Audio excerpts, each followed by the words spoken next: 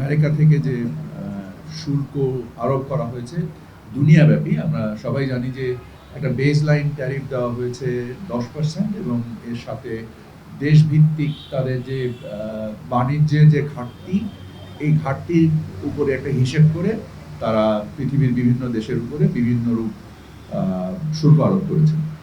আমরা আমাদের উপরে আরোপিত শুল্ক এবং আমাদের যে বাণিজ্যের ধরন এবং বাণিজ্যের যে গঠন, তার উপরে ভিত্তি করে আমরা প্রধান উপদেষ্টার নির্দেশনায় এবং প্রধান উপদেষ্টা নিজেই যুক্তরাষ্ট্র প্রশাসনের সাথে সংযুক্ত হবেন এই বিষয়ে আমাদের অবস্থানকে তুলে ধরার জন্য, এবং আমরাও সংশ্লিষ্ট যুক্তরাষ্ট্রের যে বিভাগগুলো রয়েছে, ইনক্লুডিং আমাদের এমবেসি ইন আমেরিকা এবং আমেরিকান এমবেসি ইন বাংলাদেশ, আমরা তাদের সাথে সংশ্লিষ্ট রয়েছি। আমাদের করণীয়গুলো আমরা বোঝার চেষ্টা করছি। প্রধান উপদেষ্টা মহোদয় উনি সরাসরি যুক্তরাষ্ট্র প্রশাসনের সাথে যোগাযোগ করবেন, যেহেতু আমাদের নিশ্চিতভাবে সবচেয়ে বড় সম্পদ আমাদের প্রধান উপদেষ্টা মহোদয়, এবং ওনার যে আন্তর্জাতিক গ্রহণযোগ্যতা সেটাকে আমরা ব্যবহার করে আমরা যুক্তরাষ্ট্র প্রশাসনের সাথে আমরা যোগাযোগ করব। আমরা এখানে সম্ভাবনাও দেখছি, আর যে যে সম্ভাবনার বিপরীত যে বিষয়গুলো রয়েছে আমরা সেইগুলোকে সাম্যকভাবে উপলব্ধি করে বাণিজ্য ঘাটতি কমিয়ে এনে আমরা আশা করছি যে তুলনামূলকভাবে আমরা আমাদের প্রতিযোগী দেশের থেকে একটা ভালো অবস্থানে যাওয়ার প্রচেষ্টায় রত আছি।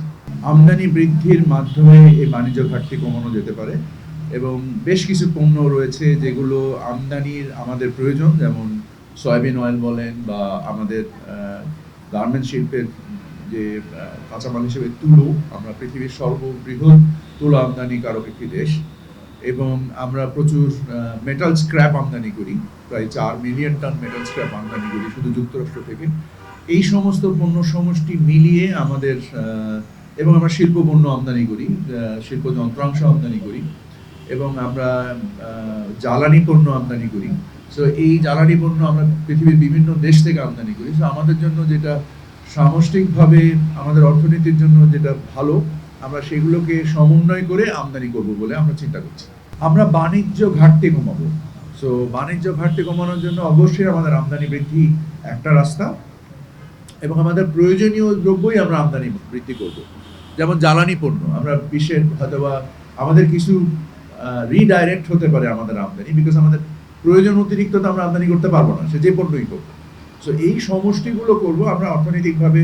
আমাদের আলোচনার মধ্যে আজকে অর্থনীতিবিদরাও ছিলেন, এবং বিভিন্ন আমাদের যারা স্বার্থ সংশ্লিষ্ট বিষয়ে যারা ব্যাখ্যা করতে পারেন, প্রধান উপদেষ্টা ওনাদের সকলকে ডেকেছিলেন একটা সাম্যক উপলব্ধি নেওয়ার জন্য। অবশ্যই আমরা আমদানি বৃদ্ধি করার মাধ্যমে আমাদের বাণিজ্য ঘাটতি কমাবো। সরকার মনে করেন জ্বালানি খাতের ব্যয়গুলো করে, বা ব্যক্তি খাতের যে ব্যয়গুলো হয়, এই ক্ষেত্রেও যদি ব্যক্তি খাত উৎসাহিত হবে, সরকার তো ব্যক্তি খাতকে বাধ্য করতে পারে না আমদানি করার ক্ষেত্রে, বাট উৎসাহী হবে যদি তারা দেখে যে না তাদের বাণিজ্যের বা তাদের ব্যবসার প্রসারের ক্ষেত্রে এটা একটা ভূমিকা রাখে, তাহলে আমরা আশা করি যে তারাও উৎসাহী হয়ে সহোদ্যোগী হয়ে কিছু কর্ম সমষ্টি নিতেই পারে।